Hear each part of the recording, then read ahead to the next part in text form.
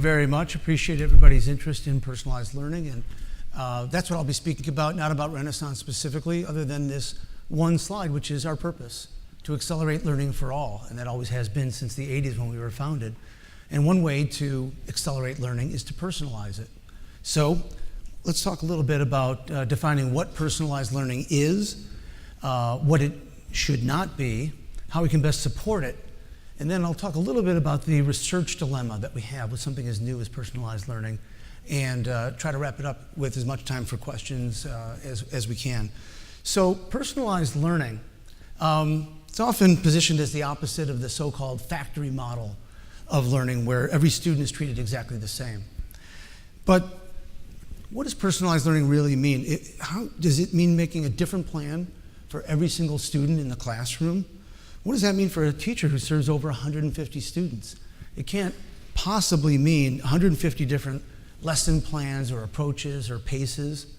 And regardless of any helpful technology that you might have, that just isn't sustainable, it's not scalable, it's not going to work. And even if it were possible, it wouldn't be optimal for students. And here's why. Learning is a social activity. I think we all sort of know that intuitively. And if you look at the research, collaborative learning and peer tutoring are among the most highly ranked strategies for effective teaching. Group-based learning is also effective as part of competency-based learning, which is a type of personalized learning itself. Competency-based learning breaks content into units with clearly specified objectives and tracks an individual student's progress toward those objectives. So as you do, we did a literature review done by the Education Endowment Foundation, and they note that competency-based learning appears to be particularly effective when pupils work in groups or in teams, and they take responsibility for supporting each other's progress. And so when you kind of start with the concept that we desire to personalize learning, and then we add in the fact that learning is inherently social, we realize that not every learning activity needs to be personalized, and we wouldn't want it to be. Right? Completely personalized activities would limit the kind of social interaction that we need, and it wouldn't be best for students. And so Renaissance's view on the best approach to personalized learning is by supporting teachers in running more groups, more group instruction. And part of this support to teachers in running groups is supporting lesson planning. And I'll come back to that in a little bit. But before I do, let me touch on what personalized learning should not be. Because there are concerns and there are criticisms of personalized learning. We've seen a lot of articles lately in EdWeek and other publications with titles like Vision versus Reality, or The Case, or Cases. It's also strongly had cases against personalized learning. With all of those differing opinions and concerns, they need to be heard if we're going to move the ball down the field. At the heart of a lot of the concerns seems to be the role of technology. What's technology going to do? Is it going to change what students do every day for good or for ill, for not so good? And will it support teachers or will it supplant them? So for some insight, we can look at the state of Rhode Island, who's probably attempted the largest implementation of personalized learning to date. In their analysis, they say that personalized learning does not equal learning in isolation. While some ed tech providers attempt to produce personalized learning solutions that replace traditional instruction, Rhode Island has advised their schools in the following way. They've said, look, adaptive learning software, which automatically assigns learning activities to students based on their response to assessments, that might be a part of personalized learning, that's fine. But personalized learning doesn't mean students are sitting in front of a computer all day. And that's important. So how do we think about that? And well, I think that these kinds of adaptive learning systems could certainly be a viable solution for a portion of the school day, say 30 or 60 minutes. But over-relying on them or using them for longer would, again, it would hinder that social aspect of learning that we all know is so important. But then this begs the question, if a short period of time working online is the maximum workable amount, let's say about an hour, what about the other 6 or more hours that the students are in school? How will personalized learning be supported for the rest of the school day? And so, how do we best support personalized learning? Well, to do this, we believe that we need 2 things. The first, as I mentioned earlier, is that we need to support teachers in effectively planning, lesson planning for more instructional groups in their classroom. So this support would provide more opportunities for personalized learning than the traditional one-size-fits-all, teach to the middle of the bell curve approach that, again, some people have called the factory model. It would also create a classroom dynamic that promotes peer instruction. It would promote more collaboration and more team-based approaches to learning.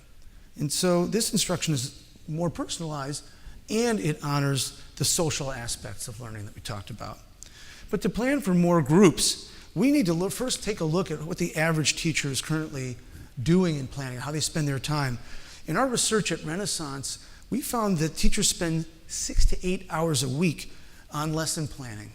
And that's for general instruction that's targeted at the whole class. These planning hours occur before school, after school, on nights and weekends, because obviously outside of short periods of time during the day, teachers are continually teaching and they're monitoring their students during that school day. And so teachers are working long hours beyond the school day already. When are they going to find the time for complex planning, such as for planning for multiple groups and individualizing the learning, personalizing the learning a little bit more? Well, learning will not become personalized until we find ways to tame the planning beast, as we call it. And this planning challenge is where technology can help. So we've developed some new technology that drives personalized learning by bridging assessment to multiple instructional resources. And so the idea here is to understand where each student is, provide them the right instructional resources that are based on that instruction itself, and not only based on a formal assessment. And then to go around the loop again in a continuous flow of assessment and learning and assessment and learning, and making it more and more personalized. This flow saves teachers time in planning by suggesting recommended resources that they can use at the group or even at the individual level. So planning is the first way. The second way that we can support personalized learning is providing better assessment information. To help educators, teachers improve and personalize learning, they need shorter cycle assessments, such as progress monitoring and growth measures, so that they can see how students are doing as they move through the school year. Many discussions about personalized learning fail to consider the role of assessments. They just talk about personalized learning, but how do we assess the effectiveness? We believe that personalized learning must thoughtfully include embedded assessments that are capable of measuring growth. And we should note that the U.S. Department of Education's definition of personalized learning calls for schools to adjust the instruction to optimize the needs for each learner. But how are we supposed to optimize the approach if we aren't regularly receiving assessment data? So personalized learning is in its early stages, so it's about experimenting with different approaches. As we know, one of the challenges for experimenting in education is that it can take a long time to measure the results. You get that whole school year. That's why short cycle assessments are key to determining whether those experiments are having a positive impact. Laura Hamilton with the RAND Corporation advises us that schools should experiment with new approaches that might be good for your school, for your district, but you need to monitor them very closely. And what kind of monitoring? We think that assessments that include progress monitoring and mid-year growth measures provide this type of guidance. And so for those of us who've followed this idea of personalized learning very closely, especially over the past few years, I think we can agree that it does have a research dilemma. And that's the case for anything new. In the early days, do you want to wait for the research to be conclusive? And what level of educational risk should you take? What level of risk can we take? And as it stands, the research base for personalized learning is very limited. The RAND Corporation did a study, and their findings were mixed, at least on the surface. Their study profiled 40 schools that have tried personalized learning with a very wide range of positive and negative outcomes. When those results were averaged, they found that overall a slight majority of the schools did have positive effects, which doesn't sound like a very compelling case for personalized learning, at least on paper. But as is often the case with averages, they don't tell the whole story. Because within RAND's sample, there were schools, certainly with negative impacts, and there were also some with very positive impacts in the range of a +0.3 or a plus 0.4. And for those psychometricians in the room, you would know those are in the upper range of results achieved by some of the best schools. And so instead of averaging the good and the bad and saying, well, I guess that didn't work because the average wasn't so good, our focus for something in its early stages like personalized learning should be on what we can learn from the best schools. What specifically are the very best schools doing? Those who've achieved these kinds of growth metrics. And in the early stages, it's important that we don't overlook those who figured it out. Well, RAND acknowledges this need in their report, and they recommend, I quote here, funding for research that includes stronger experimental designs and systematically tests specific personalized learning strategies. Michael Horn, who I know many of you know, he's the author of Disrupting Class. He suggested the same thing, that personalized learning really could give us the opportunity to collect empirical data in near real time so that we can test out different approaches for different students. We can see what works for whom and under what circumstances. That's part of the promise of personalized learning. But this can only happen when data is collected systematically. We need assessment results to quantify the impact that different personalized learning strategies are having with students. Which specific approaches work best and with which students? This question can really only be answered with the use of highly reliable and valid assessments are thoughtfully included in personalized learning implementations. Assessments that can document growth and also help us to narrow down the most productive approaches to personalization. So, as I wrap up, I'd love to hear what your challenges are to what I'm talking about, what you've seen with personalized learning, and any questions that you have. But maybe just a note here that the factory model that I mentioned at the beginning probably never really existed, because machines in a factory, they don't respond to the unique qualities of their raw materials, but teachers have always sought to humanize education. In this sense, personalized learning probably really isn't anything new. Frederick Winslow Taylor, who was both the father of this factory model and also an educational reformer, has been quoted as saying, "The system must come first." Teachers have had to work within the system, but they've also run their classrooms in more personalized ways, and they've placed students ahead of the system whenever they could.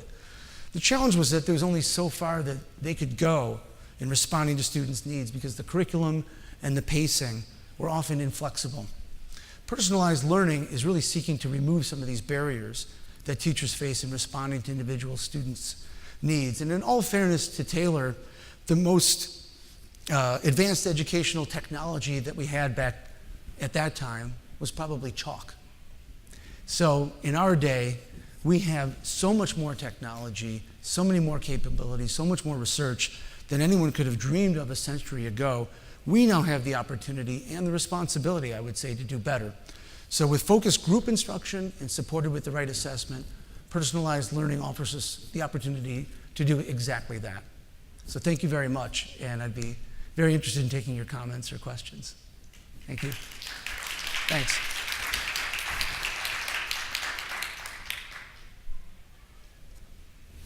Yes. Did Rand look at class size or teacher-student ratio as having a significant impact? So did Rand take a look at class size or teacher-student ratios as having an impact? Could be a foundation for historic.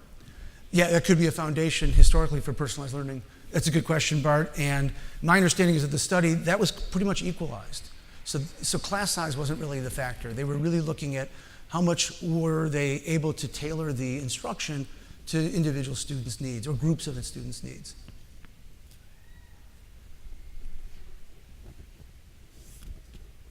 Yeah. What's next for Renaissance? I sort of alluded to it there. I didn't want to kind of make this a big thing about Renaissance, but the continuous flow of learning that I was talking about, of assessment and learning, actually caught our imagination so much we've named this our newest product Flow 360. So the idea is to create this continuous flow of assessment and learning. You may know the STAR assessment, computer adaptive assessments that we have. The psychometricians have sort of come up with a breakthrough that enables STAR to ingest data from instructional systems themselves. So we don't have to rely only on a formal assessment to understand what students have mastered and what's next for them. We can actually take that data in from instructional systems, and not only ours, like Accelerated Reader or something like that. We can take it really from anybody. So we're working in a very open and a partnership model with many of the folks who are at this conference, like Achieve 3000 or Edmentum or Edgenuity, people like that, ST Math. And just recently we announced that HMH, Houghton Mifflin, has joined the Alliance. So it gives educators sort of an open and an open choice and flexible approach, so they can kind of use whatever instructional system they want, but attach the power of STAR's assessment to that system to drive more personalized learning. Is there opportunity for teacher comment there then, for teachers to help drive? So is there opportunity for the teacher to have input to that? Yes, absolutely. There have been some other sort of instantiations of this kind of concept where it's just sort of done for the teacher. And we really think the educator has to be a part of the process. So the system makes recommendations of all the sort of assignments that seem right for the student. Here's sort of a list of those, and here's the ones that seem most appropriate, almost like the Google or recommendation engine of education. But the teacher is still in control of being able to decide that for their students.